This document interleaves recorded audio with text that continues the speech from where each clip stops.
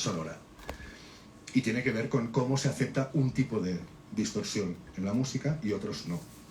Y a partir de ahí, digamos, empieza una espiral de decadencia en mis gustos, de ir a buscar cada vez lo más extremo, lo más extraño, lo más desafiante, sobre todo para encontrar un poco dónde está si es que hay un límite y dónde está este límite, ¿no? Entonces el libro, yo aclaro una cosa, y es que no todas las músicas de las que hablo en el libro son músicas que a mí me gusten, pero me parecen interesantes como objeto de análisis. Yo soy muy partidario de creo que fue en el año 85, le hicieron una entrevista en el Paris Review a Susan Sontag, y tiene una frase que me encanta, que dice, yo no... Viene a decir como, no tiene que gustarte aquello de lo que escribes, ¿no? Es decir, no tienes que escribir por afectos, sino por ánimo de explicarte la realidad, ¿no? Pues a mí me pasa con muchas cosas. Mucha gente me menciona, hay un capítulo sobre heavy metal. Yo detesto el heavy metal personalmente, pero como objeto de estudio me parece apasionante, ¿no? Sus resonancias sociológicas, políticas, etc. Entonces, lo que he intentado en el libro es, primero de todo, es el descubrimiento mío personal de que no existe tal cosa como el ruido. Es decir, no podemos acogernos a una definición palmaria de ruido, porque la concepción del ruido está sujeta a muchísimos condicionantes, empezando por condicionantes sensoriales, culturales. Lo que para mí es ruido, para ti no lo es, etcétera, etcétera, ¿no? Nuestras madres y padres, cuando éramos jóvenes y poníamos según qué discos, nos decían, para este ruido, ¿no? Y a nosotros nos parecía aquello gloria bendita. Incluso, ya yendo un poco más allá, digamos que la definición en el ámbito de la física de qué es el ruido, ¿no? Que se supone que es una señal de sonido que no tiene patrones regulares de frecuencia. Todas las señales de ruido son sumas, en general, los sonidos que nos rodean, son sumas de patrones de frecuencia que tienen unos ciclos regulares, ¿no? El ruido es el que no tiene ciclos regulares, ¿no?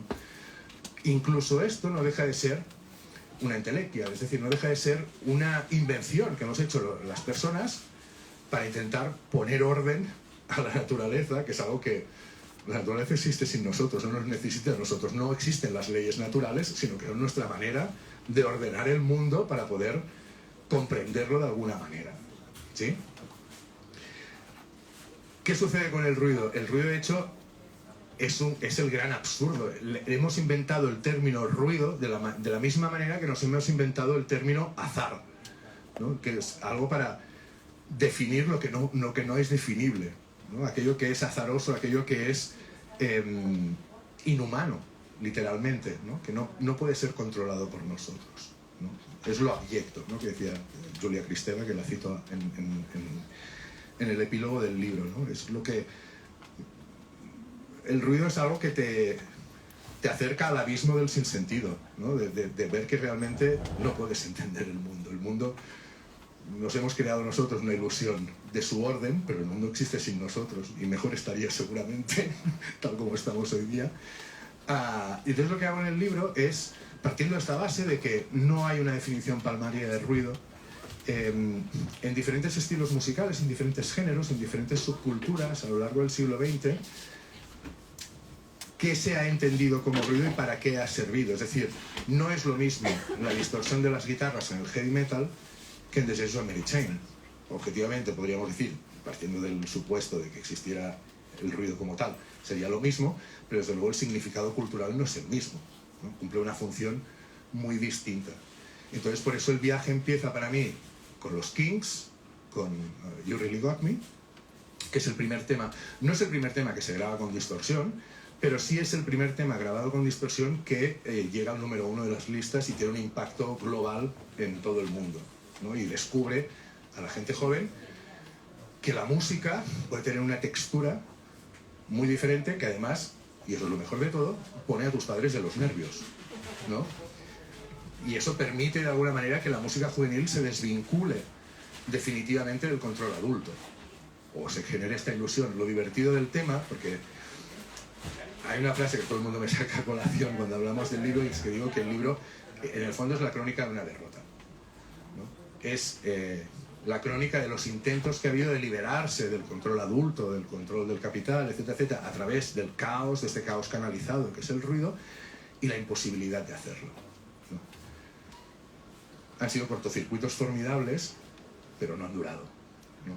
Y el caso de los Kings es muy ilustrativo porque los Kings graban You Really Got Me con distorsión, contraviniendo todas las pautas del buen hacer sonoro de la época. La distorsión era algo que se evitaba a toda costa en los estudios de grabación. Estos se saltan la norma, la transgreden, y el tema es un éxito mundial. Menos de 12 meses después, Gibson lanza el primer pedal de distorsión. Es decir, la industria dice, ¿a los chavales les gusta esto? Pues nada, hombre, les vendemos esto y te venden tu propia revolución. Y esto es... You Really Got Me es del 64, en el 65, todavía no ha pasado un año, se publica el Satisfaction de los Rolling Stones, que es el primer tema grabado con un pedal de fuzz fabricado en serie por la marca Gibson, ¿no? Entonces hay esta cuestión de capturar la transgresión y convertirla en mercancía. Ahora me sale el término, caray. No, ahorita me saldrá. Puedo seguir, ¿eh? Cooptación. Cooptación era el término que no me salía, perdón. Como no me has contestado a la pregunta, te la voy a hacer de otra manera. Es que me haces preguntas raras, yo soy muy limitado. Porque en las presentaciones gusta mucho como de conocer un poco la trastienda, lo que uno no puede leer en el libro. Eso es tu teléfono.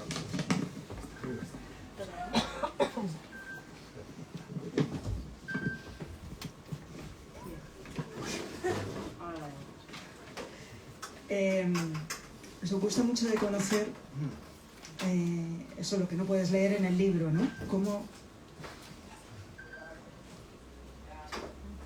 el autor ha llegado a esas ideas, ¿no? Entonces nos has contado la anécdota que es muy graciosa, ¿no? Del Psycho Candy, que está contada en el libro, pero cuéntanos cómo realmente, o sea, o en qué momento de tu vida, si te acuerdas, hay un momento en el que empiezas a entender. O sea, ¿qué es lo que te hace empezar a hilar una cosa con otra, digamos, que acaba por devenir en el discurso que expones en el libro? Claro, en ese sentido yo creo que en mi vida, digamos, como consumidor cultural, ese momento, los 14, 15 años, es muy importante. Porque coincide además que yo soy de Barcelona. En Barcelona hay todavía una emisora de radio pirata muy famosa, Radio Pica. Y yo soy del barrio del Guinardó, que está al lado del barrio de Gracia, que es de donde emitía Radio Pica. Entonces, por las noches, podías ponerte Radio 3, que hacían el diario Pop, si no recuerdo mal, los Dobás, y esto en los Hawái, estos programas que hacían, pero eran como muy madrileños, muy de grupos de la movida. O podías ponerte Radio Pica, y en Radio Pica hacían un programa que a mí me tenía absolutamente anonadado, que se llamaba Escuela de Sirenas. Y era un programa donde básicamente leían microrelatos surrealistas extrañísimos, y la música era música industrial a toda matraca, pero música industrial de la primera época, Throbbing Gristle, White House, los primeros cassettes de Mervo, unas cosas muy bestias, ¿no? Yo personalmente tengo un carácter que cuando no entiendo algo no lo rechazo, sino que primero quiero entenderlo. O sea, me puede la curiosidad, digamos, ¿no? No puede ser que yo esto no lo entienda. Estoy muy regalado de mí mismo, digo, ¿cómo es posible que yo no entienda esto? Yo tengo que entenderlo. Y entonces ahí me puse a escuchar cosas que no me gustaban en absoluto, pero que me tenían absolutamente, radicalmente fascinado, ¿no? En plan, ¿pero a quién se le ocurre hacer esta animalada? Porque además es que no hay estructura. O sea, no era como la música rock, que puede tener mucha distorsión, pero hay un verso, estribillo, vuelta, solo guitarra, estribillo, estribillo, final. Sino que era una cosa muy informe, ¿no? Una cosa completamente abstracta, y era, ¿pero esto qué es? ¿No? Y en la época tampoco era fácil enterarte de estas cosas, porque no había internet. Y bueno, pues empezabas a comprarte fanzines y a buscar cosas extrañísimas, ¿no? Y un poco por ahí. Y siempre ha sido esto, ¿no? Momentos decisivos como oyente, es descubrir a White House para mí, que sigue siendo una banda de referencia. No el movimiento, no todo el género del Power Electronics, que me parece heavy para gente leída, o sea, me parece una cosa muy barata, sinceramente. Estas cosas de dar miedo a los niños, pues ya tenemos una edad. Descubrir a Whitehouse fue muy importante para mí. Comprarme un disco de Sonic Youth, el Sonic Death, que era en directo, que me lo compré por correo, cuando nos comprábamos discos por correo con aquí mi amigo Manel, que estábamos en la movida del hardcore punk, y comprábamos discos por correo porque no se podían conseguir en España, los comprábamos a Holanda. Nos juntábamos 4 o 5 con un catálogo donde te explicaban a qué sonaba cada cosa y decías ¿no? Entonces juntabas la pasta, la mandabas oculta para que no te la mangaran los carteros, y comprabas los discos a Holanda sin saber lo que estabas comprando realmente, porque no podías escucharlo. No había canales de transmisión para eso en España. Y yo, claro, veo un hardcore experimental, digo, esto es lo mío, ¿no? Porque yo soy mucho más intelectual que toda esta peña, y digo, esto es lo mío, porque yo estoy leyendo a Barrows, ¿no? ¿Cuántos años tenía ya? No sé, que tenía 17, 18 años, no muchos más. Entonces me compro Sonic Death y digo, ¿esta mierda qué es? Para una cosa, además me había costado un dineral. Y era una cosa insufrible, un disco en directo, una cosa terrorífica. Pero claro, digo, oye, a mí esto me ha costado un dinero, a mí esto me tiene que gustar. O sea, soy garantía, ¿verdad? Que he hecho una inversión, digo. Y R con sangre hasta que entró. Fui un gran fan de esa etapa de Sonic Youth, de hecho. Y luego ya a través de eso me metí en la No Wave, en todas las bandas Teenage Jesus and the Jerks, sobre todo DNA, que para mí son la gran banda de esa generación de artistas de Nueva York, de los últimos 70, primeros 80, que hacían una cosa muy pasada, de mucho más punk que el punk, por decirlo de una manera. Y ahí ya me eché a perder del todo. Ya lo sabes tú mejor. Bueno, muy bien, ¿ves? Este es el tipo de mandanga que no quieren las presentaciones. Vamos bien, vamos bien. Mira, has hablado ahora mismo de lo que te parece, te has sincerado, has dicho lo que te parece Power Electronics, pero el libro, en el libro hay una cosa, yo creo, como muy agradable que tiene, y es que te abstienes de los juicios morales. Claro, es que no es un libro sobre mis gustos. Si fuera un libro sobre mis gustos, en este momento de mi vida haría un libro sobre música, sobre Northern Soul, que es lo que escucho yo en mi casa. Sí, pero no hablamos, no te digo gustos, ¿eh? O sea, ya, no, sí, entiendo. Y precisamente en el, sí, asunto White House y tal. Sí, ¿Cómo pensaste sobre esto y cómo tomaste esa decisión? Bueno, porque yo también he sido soy muy lector. De hecho, soy más lector que oyente desde los últimos años, en los últimos años de mi vida. Siempre hago la misma broma. Pero me interesa más leer sobre música que escucharla, ¿no? De alguna manera. Y entonces me he empapado mucho de una escuela crítica, por decirlo de un modo, que es sobre todo de raíz anglosajona. Lo que es Simon Reynolds, David Keenan, Mark Fisher, por supuesto. Una escuela crítica donde además a mí me sirvió mucho de joven, siendo muy joven. Yo la primera vez que oí nombre, porque leí el nombre de Gilles Deleuze o de Foucault o de Derrida fueron las críticas de Simon Reynolds. O sea, yo con dos narices leí un texto sobre música rave de Simon Reynolds y me fui a comprar 1000 mesetas de Deleuze. No entendí nada, sigo sin entenderlo, pero oye, ahí estábamos, ¿no? Entonces, para mí, no sé, hay gente que intenta explicarse el mundo, todos intentamos explicarnos el mundo de alguna manera, ¿no? Entonces hay gente que se lo intenta explicar desde la literatura, desde la filosofía, desde el cine, y yo me lo explico desde la música popular. O sea, para mí la música popular es una superficie reflectante, donde si investigas bien y tienes las herramientas de lectura, puedes ver realmente, puedes explicarte el mundo, por qué las cosas son como son. Me da igual el qué sean en sí mismas, sino el por qué son de esa manera, ¿no? Entonces, yo soy un gran defensor de la cultura popular, de la música popular en este sentido. Además, como objeto de consumo masivo, precisamente ahí puedes identificar, ¿no? Toda una serie de constantes, de coordenadas, que te permiten crearte un mapa de sitio de las cosas, ¿no? Ahora que decías, hilándolo con lo de los gustos, ¿no? Este libro es un itinerario, ¿no? Un camino, un recorrido que entiendo que puede enlazar biográficamente con el tuyo propio, ¿no? Cuando diseñaste este camino para este libro, luego te dejaste otro sin transitar, que podrías haber recorrido. Mira, lo bonito es que el libro se hizo a sí mismo. Hay un momento, las personas que nos dedicamos a escribir, hay un momento muy decisivo, a veces es muy doloroso, y es cuando el libro empieza a darte instrucciones a ti, ¿sabes? El libro empezó, curiosamente, por un amigo que tenía en ese momento una editorial, que ya existe la editorial, y me dijo, ¿por qué haz un libro sobre Power Electronics? ¿No? Porque era también un amigo que era muy fan de White House y de Ramble, y Consumer Electronics y Surprise Juve, todas estas bandas. Y digo, pues mira, digo, no hay nada en castellano de este tema, digo, pues me parece interesante. Y la cosa se me salió, obviamente se salió de madre completamente. Entonces, es verdad que me he estado muchos años escribiendo este libro, he estado muchos años para acabar este libro, pero no he estado escribiendo muchos años. Lo bonito ha sido, como te decía, que el encarar ciertos temas de repente te obligaba a estudiar otras cosas, ¿no? Entonces, con el Psycho Candy de Just Mary Chain, por ejemplo, ostras, pues a mí me llevó pues a leer sobre los gobiernos de Margaret Thatcher, aprender lo que eran las New Towns de la posguerra británica. Soy muy obsesivo con este tipo de cosas. Como soy autodidacta, siempre hay este miedo a que te descubran metiendo la pata. Entonces siempre intento ser ultra riguroso con lo que escribo, de que nadie me pueda decir esto no es verdad, ¿no? Entonces, digamos que el proceso ha sido muy bonito, porque me he sacado una carrera con el puto libro.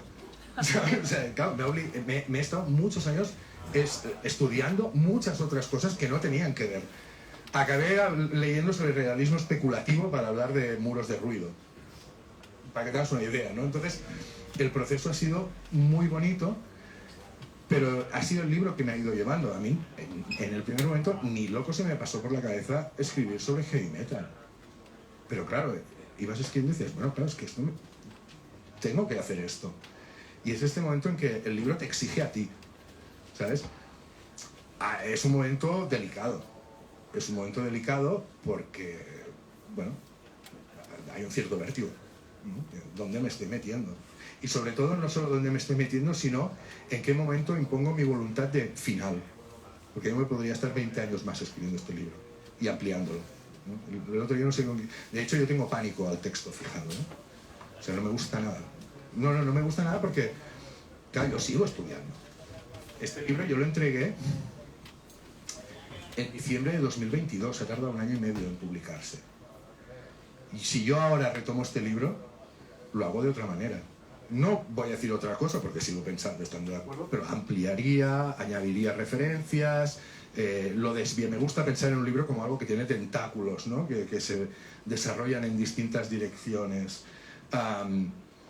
Entonces, el hecho de fijar un texto, yo siempre, el otro día lo hablaba con una amiga que también escribe, y le decía, digo, claro, es que un libro es un momento, es como una fotografía, es congelar tiempo y espacio en un momento, pero el tiempo y el espacio siguen transcurriendo, siguen cambiando, ¿no? El libro es lo mismo. Entonces, a mí esto de cerrar y decir, esto va a imprenta, digo, ay, ¿no? Porque mañana ya estoy pensando otra cosa distinta, o estoy pensando algo más que lo que hay en el libro. De hecho, mira, antes de ayer estaba hablando con la editorial porque afortunadamente y sorprendentemente, creo yo, porque bueno, empezar a ver un libro de nicho está funcionando muy bien a nivel de ventas, y ya estamos mirando la segunda edición. Salió en junio y ya estamos mirando una segunda edición. Y les decía, digo, como que no tengo trabajo además, porque yo soy tonto, autónomo y tonto, pésima combinación, les dije, digo, hombre, podríamos añadir un fanzine con algunas cosas nuevas, ¿no? Y me dicen, estupendo, estupendo. Y luego dije, te estás metiendo en un fregado. ¿Por qué? Pues porque este verano me he puesto a fondo, era una cuenta pendiente que era leer a Georges Bataille, y ahora lo estoy conectando todo con Georges Bataille, ¿no? Con el pensamiento servil, etcétera, etcétera. Digo, ostras, digo, es que claro, conectar el tema del ruido con Georges Bataille, súper bueno, o sea, es súper bueno. Entonces, claro, ahora yo retiraría este libro y haría otro, pero claro, me tiraría 8 años más. Pero sí, ya te digo, para mí es muy complicado, sobre todo el saber dónde tienes que parar. Porque, bueno, tú has leído el libro, a mí me gusta tirar líneas pues, hacia la antropología, la sociología, la filosofía, ¿no? Hacia distintos ámbitos de estudio, porque, insisto, parto de la idea de que la música no deja de ser un reflejo de todas estas cosas en un solo objeto. Y entonces dices, bueno, ¿dónde tengo que parar? Porque podría estar tirando del hilo y sacando referencias y lecturas y tal. Y entonces fue básicamente un amigo que me dijo, vale, ya, vale ya que llevas dando la murga con el puñetero libro no sé cuántos años. Y paré, pero podría seguir. Mira, tengo aquí la cita tuya, equivalente a la de la señora de la fábrica de Euskadi. La tuya es: el estruendo otorga peso a la voz del poder. ¿No? Es como... Vamos a hablar un poco de ruido y lucha de clases. Sí, esto de hecho, yo parto de una anécdota. Una cosa que me gusta mucho hacer a mí es mezclar las referencias.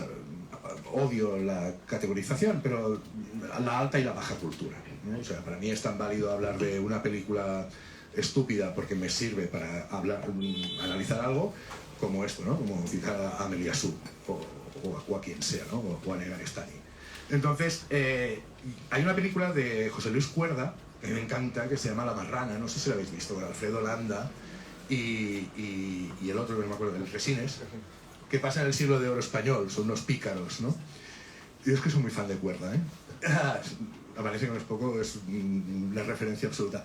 Entonces, en esta película hay un momento que Alfredo Landa le dice a Antonio Resines, dice, mira, dice, no sé tú, pero yo creo que las palabras pesan. ¿Qué me dices? Dice, sí, dice, porque lo que dicen los de arriba siempre llega a los de abajo. Lo que decimos los de abajo nunca llega a los de arriba, ¿no? Entonces, esta imagen de las palabras tienen masa, luego tienen peso, ergo están sometidas a las leyes de la gravedad, 9,8 metros de aceleración por segundo, me parece fascinante. Entonces esto lo conecté con un libro clásico sobre el análisis del ruido, que es Ruidos, la política económica de la música, de Jacques Attali.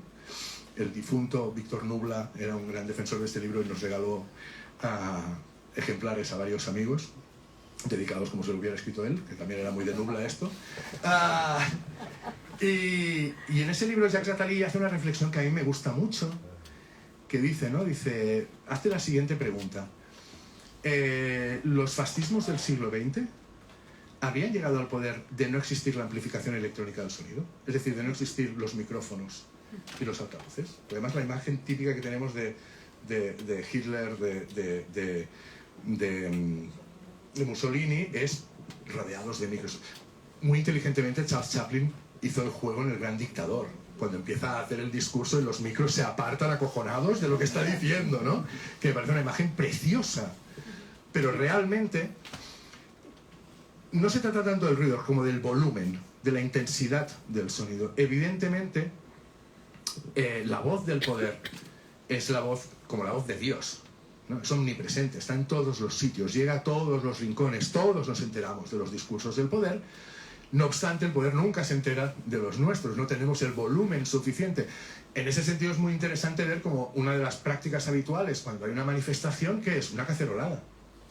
¿Por qué estamos ahí haciendo ruido? Porque queremos hacernos oír, ¿no?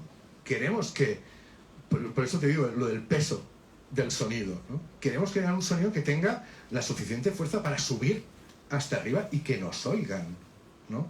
Entonces, evidentemente, el ruido y la lucha de clases están relacionadas, por supuestísimo. Es más, el otro día pensando con Bataille y el pensamiento no servir y la sobra y todas estas cosas, no voy a entrar en eso porque no es el momento y falta alcohol aquí,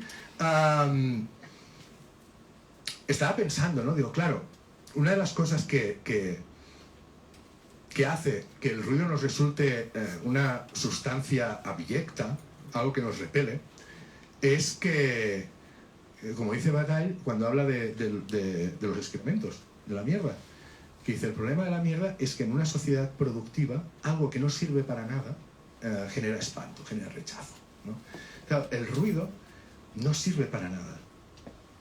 Y yo pensaba, digo, claro, es que es el residuo de la productividad. Piensa en las fábricas. Si las fábricas pudieran, anularían el ruido de las máquinas, pero no pueden, es un mal necesario. Pero no sirve para nada, al contrario, está de alguna manera problematizando los procesos de producción, ¿no? Ya me he perdido, pero estaba pensando en esto, ¿no? Que una de las cosas residuo. Claro, es un residuo, es una sobra, es aquello que no sirve, aquello que no queremos, ¿no? Todo el mundo parece que le molesta el ruido, aunque en realidad yo sigo defendiendo que hoy día nos molesta mucho más el silencio que el ruido. Nos incomoda muchísimo más. ¿no? Y creo que vivimos en un entorno de tal saturación sonora, ya no solo del ruido sonoro, también del ruido informativo, ¿no? El ruido no es necesariamente sonido, hay muchos tipos de ruido. Que lo que nos descoloca completamente es la ausencia de sonido, la ausencia de ruido, ¿no? Un silencio muy prolongado es algo que incomoda mucho más que estar en un sitio con muchísimo ruido, creo yo, ¿eh?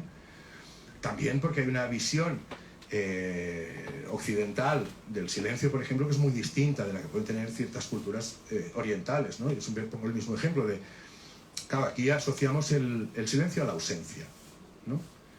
Luego a la muerte, ¿no? De hecho, físicamente, el único silencio que puede existir es el de la muerte, porque siempre hay algo que está sonando. Pero en Oriente, por ejemplo, una habitación silenciosa consideran que es una habitación que está llena de silencio, no vacía de sonido. ¿Me explico? Entonces, bueno, me parece una lectura muy, muy bonita.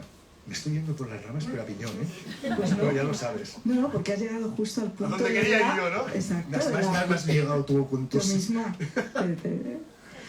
De la última pregunta que te voy a hacer, porque si tú aceptas, seguramente que habrá gente que quiera decirte cosas, preguntas o comentarios. A los comentarios, por eso puedo decir yo quién los dice y quién no, ¿eh? Que hay sí, muchos amigos aquí que ya sé yo lo que van a hacer. Sí, no, tú decides, ¿eh? A quién damos la palabra y a quién no. Tenemos hasta las 8, o sea que tendríamos como unos 20 minutos o así. Entonces, justo esto que dices, tu libro coincide con otros libros, en concreto estoy pensando en un ensayo de Pedro Bravo, que lo que defiende es, en una clave antisistema, es el silencio, ¿no? Entonces ahí tengo una confusión bien grande, ¿no? Porque ¿cuál es el elemento insurrecto potente en realidad de hoy en día? ¿El silencio o el ruido? Mira, es que depende de tantas cosas. O sea, no creo que pueda hacerse un juicio palmario en este sentido. Es que ahora mismo, mientras me estaba diciendo esto, me ha venido a la cabeza una frase de Zizek que decía, ¿no? Decía, a veces no hacer nada es lo más violento que se puede hacer, ¿no? Y recientemente leí el último ensayo de Berardi, de Franco Bifo Berardi, el filósofo y psicoanalista italiano, que se llama Desertemos. Y apuesta por un salirse del mundo. Ya no defender causas, sino salirse directamente. En plan, es imposible que la defensa de una causa dentro de esta estructura, dentro de este mecanismo, pueda prosperar. Luego, lo único que se puede hacer es prescindir del mecanismo y generar otro, ¿no? Un poco, de alguna manera, yo también interesadamente, te digo, por filiaciones personales, lo ligo yo todavía con el tema del posthumanismo, etcétera, etcétera, ¿no? Pero el silencio puede ser un arma muy efectiva de subversión, pero también puede ser un agente de sumisión. Depende de las circunstancias. No creo que estemos capacitados, ni sea necesario, de hecho, creo que es uno de los grandes problemas que tenemos, con esta idea de categorizar las cosas y las cosas tienen que ser esto para así y ya. ¿Me explico? Luego, vale todo. Como de arte contemporáneo, que es lo bueno que tiene. Vale todo. Y me parece, cuidado que yo lo defiendo, ¿eh? No estoy siendo cínico. Creo que dependiendo de las coyunturas, dependiendo de la oportunidad, dependiendo del contexto, dependiendo de las posibles consecuencias, ruido, silencio, sangre siempre, pues adelante. Vale todo, otra cosa es que hay alguna probabilidad de éxito, ¿no? A ver, tú pides mucho, bonita. De hecho, el libro acaba así, creo, ¿no? Con algo parecido, que comentabas al principio, ¿no? Sí, no, lo que decía es que abocados al fracaso. Bueno, no, cuidado, digo que es la crónica de un fracaso, pero eso no quiere decir que haya que dejar de hacer cortocircuitos. O sea, el fracaso en sí mismo no es una derrota. O sea, para mí hay una diferencia entre el fracaso y la derrota. Se han perdido todas las batallas, pero no es una derrota. Es un fracaso detrás de otro. Bueno. Pero eso no está demostrado, porque como no existen leyes naturales, esto es como decía, ¿quién lo decía? Creo que era Wittgenstein, que es una frase muy bonita, que decía que mañana vaya a salir el sol, que mañana sepamos que va a salir el sol, demuestra que no sabemos nada. Porque lo que dice es, simplemente podemos confiar en la probabilidad. Hasta ahora ha sido así. pero no hay una ley natural por la cual mañana vaya a salir el sol. Puede pasar cualquier cosa, había otra, no recuerdo cómo se llamaba, que decía, ¿no?, que no hay leyes naturales sino estadios momentáneos de la naturaleza. La naturaleza está en un estadio momentáneo, pero puede cambiar. Es que no lo sabemos, no tenemos ni idea. Insistimos en creernos que podemos entenderlo y tal, pero no se puede, ¿no? Entonces, que hasta ahora, esto lo decía Punset, ¿no?, la entrevista que era famosa, una entrevista, no, fue en una televisión catalana. Dio una entrevista a Punset, que ya estaba muy mayor, y él, me cae fatal Punset, pero bueno, pero la frase era muy buena. El entrevistador le dice, bueno, ¿y no te da miedo la muerte? Y él le decía, es que yo no me voy a morir. Dice, hombre, ¿cómo que no? Dice, no está científicamente demostrado. Dice, hasta ahora se ha muerto todo el mundo. Dice, ya, pero no está científicamente demostrado. No se puede demostrar. Pues lo mismo. Hasta ahora, ¿todo mal? Sí. Pero no se puede demostrar que eso sea una derrota.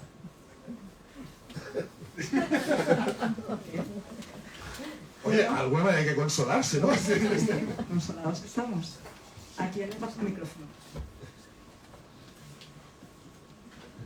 No hagáis esto, es muy incómodo. De verdad, este momento es muy incómodo en las presentaciones. Porque luego me vais a pillar fuera, vamos a tomar una caña, no sé qué. Ahí está. Micro para Óscar. A ver, hola.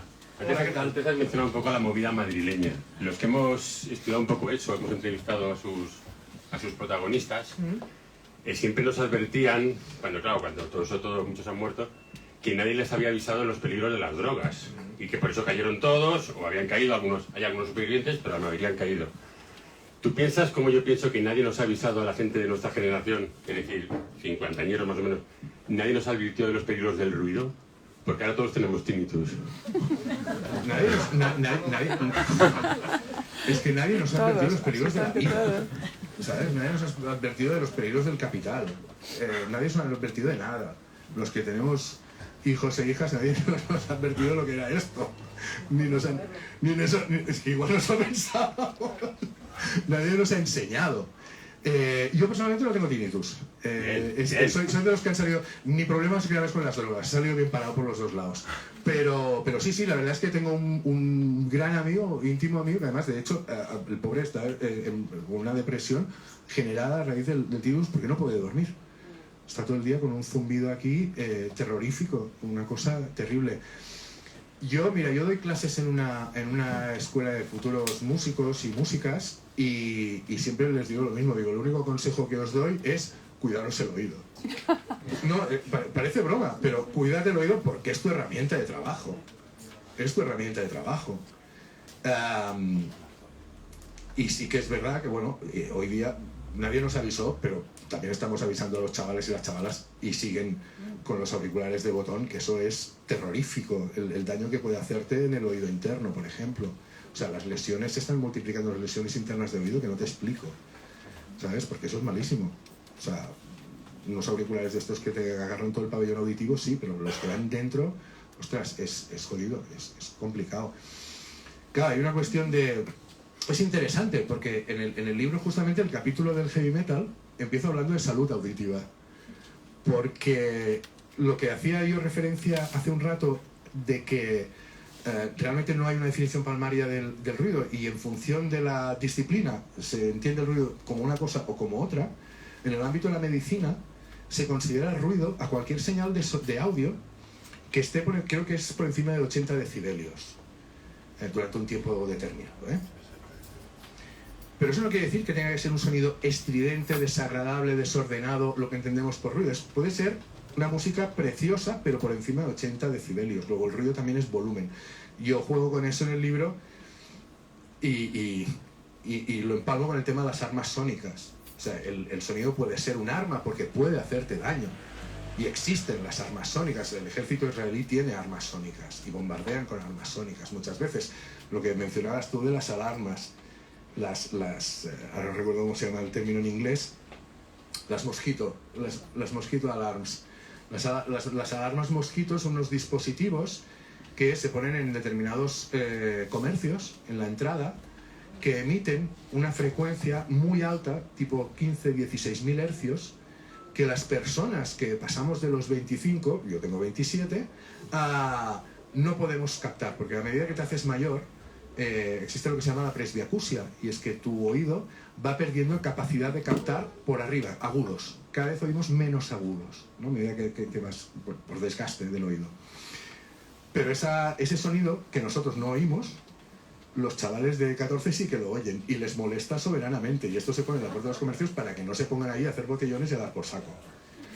Y del mismo modo están los LRAD, los Long Range Audio Devices, que son los cañones sónicos que llevan en las manifestaciones la policía, que eso emite una señal de 150 decibelios, que es una barbaridad, y sostenida en el tiempo. Entonces, claro, eso hace que la gente salga huyendo, porque es que si te quedas ahí te va a reventar el tímpano.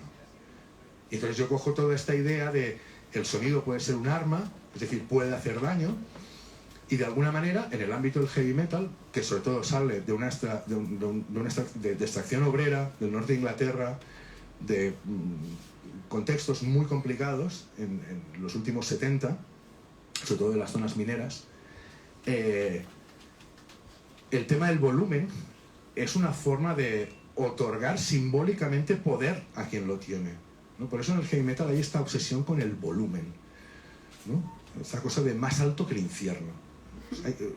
Hay un autor, ahora no recuerdo el nombre, que lo cito, que dice, ¿no? Dice, aunque lo escuches a bajo volumen, tú el heavy metal te lo imaginas a toda castaña, ¿no? Con una muralla de Marshalls a su espalda, ¿no? Es inherente al discurso ese volumen, y es precisamente porque les estás otorgando un marco simbólico de poder a personas que no tienen ningún poder en el frente económico, político, cultural ni social, ¿no? Son parias, o eran, vaya, te estoy hablando de finales de los 70, ¿eh? Y el heavy metal les permitía asumir una ilusión de poder a través del uso del volumen, porque era un volumen que podía herir, ¿no? Era como si te dieran una ametralladora, ¿no? Pero, ostras, pues es lo mismo. No sé si respondió lo que preguntabas, pero bueno. ¿Puedo añadir algo? Sí, por favor. Toma el micro. Me ha extrañado mucho que no cites a Oliver Sacks y su libro Musicofilia, que habla muchísimo de la hipoacusia y las sorderas en los músicos. Sí. Sí, leía... A mí es que no me gustó ese libro, eso para empezar. Me cae mal Oliver Sacks, me cae muy mal. Entonces, como es mi libro, hablo de las cosas que me molan. Tengo la suerte o la desgracia a nivel laboral y monetario, la suerte a nivel mental, que no soy académico. Como no soy académico y como te he dicho soy autodidacta, me puedo permitir el lujo de hablar y desviar el discurso hacia las cosas que me interesan y creo interesantes y prescindir de otras que paso, que no me gustan. Oliver Sacks es una de ellas. Aparte de que la mención de la salud auditiva simplemente es un punto de arranque para un capítulo. No he querido centrarme en esto porque además ahí sí que me estaría metiendo en camisa de once varas, entonces sí que tardo 24 años en escribir esto. Pues entonces tengo que estudiar medicina. A ver. Sí, quería preguntarte por The Velvet Underground, Sí. porque considero que quizás es el grupo que realmente sabía mezclar el ruido con la melodía. No las canciones que todo el mundo conoce, pero... No, Sister Ray. Sister Ray o Lady Godiva. O Heroin, que describe cómo es poner un shot de heroin a través del noise. Esto es, claro, bueno, sobre todo el segundo álbum, ¿no? White Light, White Heat, que es el gran álbum de la Velvet, pero es el disco ruidoso, de hecho es una anomalía para su época. Un libro, si no recuerdo mal, es del 67, White Light, White Noise, White Light, White Heat, y es una barbaridad de ruido. Para mí lo interesante de la Velvet, sí y no, es decir, para mí hay una distinción importante en la manera de acercarse al ruido en la música. Está la manera de las, llamémoslas así, vanguardias académicas, Schaffer, Xenakis, incluso Stockhausen en determinados momentos, para los cuales, o Cage, ¿no? Sobre todo Cage, el ruido no existe. Es decir, hay que tener en cuenta que el ruido es este residuo, esta sobra, este absurdo, como tal, no tiene ningún sentido. En el momento, de hecho, una de las cosas que comento en el libro, hablando de fracasos, es que no podemos hacer ruido. No podemos hacer ruido porque en el momento en que articulamos un sonido ruidoso, deja de ser ruido porque le estamos introduciendo una intención. Es decir, deviene discurso, sirve para algo. Ya sea para molestar, ya sea para reivindicar, ya sea para lo que sea. Pero ya deja de ser un sujeto para convertirse en un objeto, ¿no? Yo por eso hago la distinción entre que es un objeto modulado culturalmente. Es decir, si es discurso no puede ser ruido. Si sirve estéticamente, ya no es ruido. El ruido es el sonido de los ríos y de los truenos fuera de nuestro control, sin sentido, por decirlo de algún modo, ¿no? Entonces, está la vertiente de las vanguardias académicas, por decirlo de algún modo, que lo que hacen es eliminar la idea del ruido en el sentido de que le dan la misma el mismo valor estético que al sonido de un violín, que al sonido de un piano. Luego, todos los sonidos pueden ser musicales, que es un poco la base del 433 de John Cage, ¿no? Como todos los sonidos pueden ser musicales, no existe el ruido. Todo eso es susceptible de ser inserido en un discurso estético. No sé si me explico, ¿eh? Y luego está el usar una idea, una entelequia de ruido, porque insisto, no se puede hacer, que es, voy a utilizar algo para resultar caótico, molesto, agresivo, que es lo que hace la música pop con el ruido. Pop me refiero popular, ¿eh? La música con el ruido. El caso de la Velvet es muy curioso, porque la Velvet es quizás... Sí, porque creo que el episodio de Frank Zappa es posterior. La Velvet es quizás el primer cruce fructífero y con un desarrollo articulado de las músicas de vanguardia y la música pop. Porque ahí está la figura de John Cale. John Cale, que es el que toca la viola y hace esos drones. En Heroin, por ejemplo, hay un dron de viola, todo el tema.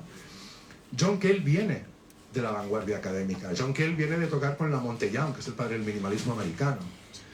Entonces, ¿cómo utilizan el ruido en la Velvet? Yo creo que no hay esta intención de molestar con ese ruido, sino que lo incorporan otorgándole un valor estético. Sobre todo en la jam famosa de Sister Ray, ¿no? Son 13 o 14 minutos, hay 2 minutos más o menos articulados y el resto es aquello un guirigay que no te explico, ¿no? Tema maravilloso, yo soy muy fan.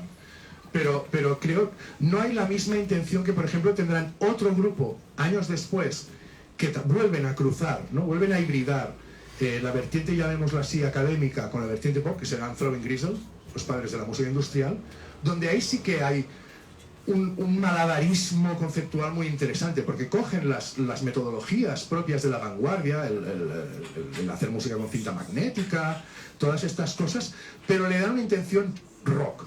Es decir, vamos a hacer ruido porque queremos molestar, o sea, queremos realmente poner al público al límite. No sé si me explico, ¿eh? si respondo a tu pregunta. Por eso te digo que para mí la Velvet utilizan el ruido, pero lo utilizan como utilizarían cualquier otro instrumento. Es decir, no hay una intención de herir, de transgredir nada, sino que simplemente imbuidos también es muy de la época, imbuidos de esto, el pensamiento de Cage, del pensamiento de Lamont Young, incorporar esos sonidos como perfectamente válidos, igual que los de la viola, ¿no? A mí personalmente me parece más transgresor la manera de tocar la batería de Maureen Tucker, por ejemplo, en el caso de la Velvet, que el ruido en sí mismo. Pero se lo has dejado fuera del libro. Primero que no puedo con todo. Y segundo, que me parecía mucho más interesante Throbbing Gristle para hablar de estos cruces. Sí, los menciono, la Velvet. Hay algunos que no los menciono queriendo, y lo digo en la introducción. No hablo del Metal Machine Music de Lou Reed porque a mí me parece lamentable, y no hablo de My Bloody Valentine porque me parecen unos aburridos. Y si no te gusta, escribe tu libro, yo qué sé. Esto es muy de la época que hacíamos fanzines. Es que no me ha gustado, pues haz el tuyo, tío. A mí que me cuentas, ¿sabes? No me gusta lo que haces, pues hazlo tú. ¿Qué quieres que te diga? Aquí tienes el micro, Elena. Una pregunta más. Una más y... Sí. La última. ¿No? A la hora de callar para siempre, esto como los matrimonios, ¿eh? Luego no le deis la tabarra a la puerta. Toma, Elena, tu micro para que puedas cerrar, si quieres. Toma, pues si no coges el mío así me callo. No.